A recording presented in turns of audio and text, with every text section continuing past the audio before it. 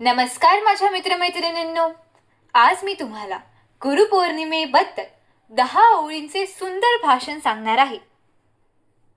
व्हिडिओला सुरुवात करण्याआधी जर तुम्ही माझ्या चॅनलवर नवीन असाल किंवा अजून माझ्या चॅनलला सबस्क्राईब केलं नसेल तर प्लीज सबस्क्राईब करा आणि बेल आयकॉन दाबायलाही विसरू नका, जेणेकरून तुम्हाला माझ्या नवनवीन व्हिडिओचे अपडेट नेहमी मिळत राहतील. चला तर मग व्हिडिओला सुरुवात करूया. गुरुपौर्णिमा.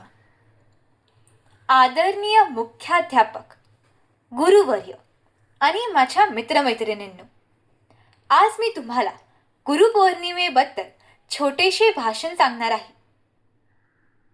गुरुपौर्णिमा हा हिंदू संस्कृतीतील आणि आपल्या परंपरेतील अत्यंत पवित्र सण आहे. हा सण दरवर्षी आषाढ महिन्यातील पौर्णिमेला संपूर्ण भारतात उत्साहाने साजरा केला जातो. या पवित्र दिवसाला व्यास पौर्णिमा असेही म्हटले जाते. महाभारताचे रचयिता महर्षी व्यास यांचा हा जन्मदिवस असल्याने हा दिवस व्यास पूजा म्हणून साजरा केला जातो. गु म्हणजे अंधार आणि रू म्हणजे प्रकाश, म्हणजेच अंधाराकडून प्रकाशाकडे नेणारे ते गुरु होत. हा दिवस आपल्या जीवनातील सर्व गुरूंप्रती आदर, प्रेम आणि कृतज्ञता व्यक्त करण्याचा आहे.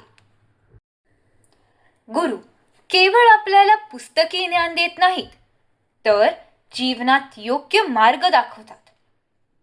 भारतात प्राचीन काळापासून गुरु शिष्य परंपरा चालत आली आहे.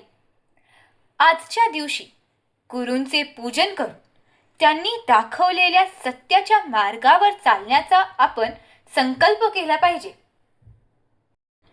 शेवटी मी एवढंच म्हणेन, गुरुविन न मिळे ज्ञान, ज्ञानाविन न होई जगी सन्मान. माझ्या सर्व गुरूंना वंदन करून मी माझे भाषण संपवते. धन्यवाद. जर तुम्हाला माझा हा व्हिडिओ आवडला असेल तर प्लीज लाईक, शेअर आणि सबस्क्राईब करायला विसरू नका. धन्यवाद.